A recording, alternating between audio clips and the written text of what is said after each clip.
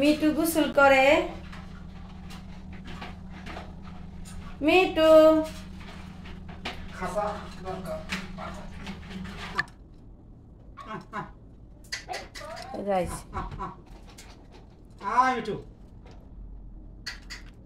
Me too আসো আসো me too me too কিন্তু কথা বলে, তাই না? আসো আও আও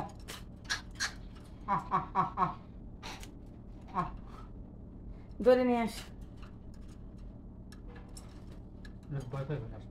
বই পাবো না, আনো অভ্যাস করো, কুলের মধ্যে লো দেখবা।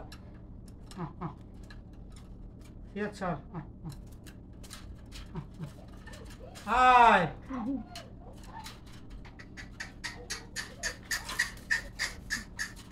মিটু ধরে আনো।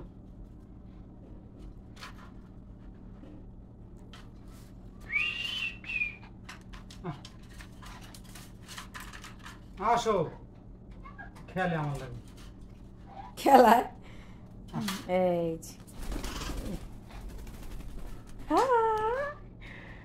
আজকে মিতুর এই যে প্রথম ছাড়লাম।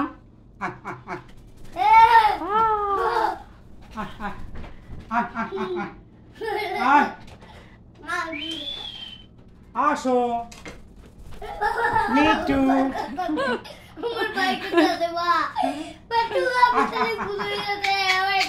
আজকে মিটু অনেক দিন পর বাহিরে আসছে, এই প্রথম ছাড়লাম আমরা। আসো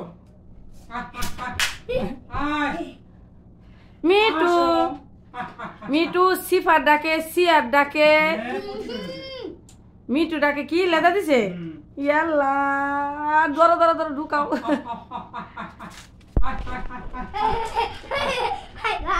মিটু ভালো ভালো জায়গা যাইতে। মিটু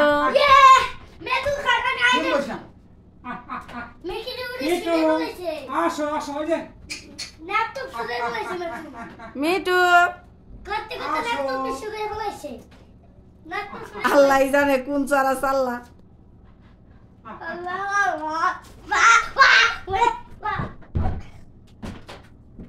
জানলা লাগাই না রান্না করে।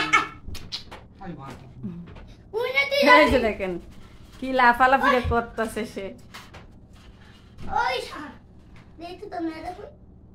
মিটু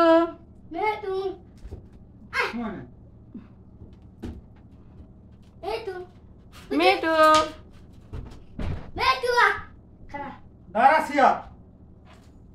মিটু মিটু আসো। আমি যাই বইছে ওই নে।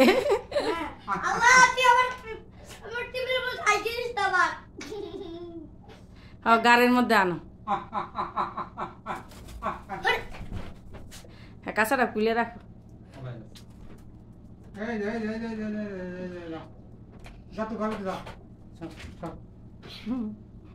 হেলমেটটার উপরে বইছে একটা।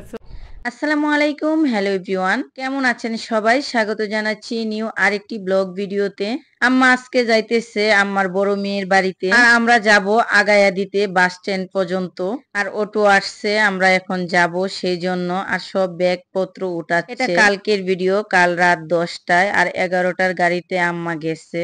আর আম্মা অনেক কিছু নিয়ে আসছিল আমার জন্য, আফার জন্য। আমারটি তো আমি ব্যবহার করছি, আর আফার গুলা আফাকে দিয়ে দিছি এবং আমিও কিছু রান্না করে দিছি। আপনারা আরো একটি ভিডিওতে দেখছেন। এখন অটোতে উঠে যাব। বিসমিল্লাহ, সবাই দোয়া করবেন আমার আম্মা যেন ভালোভাবে যাইতে পারে। আর আমার ভিডিওগুলা কেমন লাগে আপনাদের কাছে অবশ্যই কমেন্টের মাধ্যমে জানাবেন। আমরা এখন আছি রাস্তায়। এই যে দেখেন বাহিরে এত কুয়াশা পড়ে, রুমে থাকলে বোঝা যায় না, বাহিরে বের হলেই বোঝা যায় যে কত কুয়াশা ঠান্ডা বাহিরে। যে আম্মা দেখেন ব্যাগ ধইরে বসে আছে। আমরা এখন ফাইনালি চলে আসছি বাস কাউন্টারে। আর আমরা টিকিট কাটছিলাম হানিফ কাউন্টার থেকে।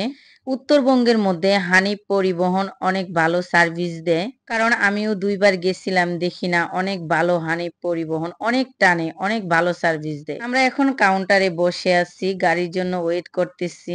আর আমার আম্মা তো খালি চটপট চটপট করতেছিল, কখন বাস আসবে, উঠবে আর চলে যাবে। এটাই হয় কোনো এক জায়গায় গেলে। যদিও আমার আম্মা অনেকদিন পর আমার আফার বাড়িতে যাইতেছে, সেজন্য আরো বেশি এক্সাইটেড ছিল।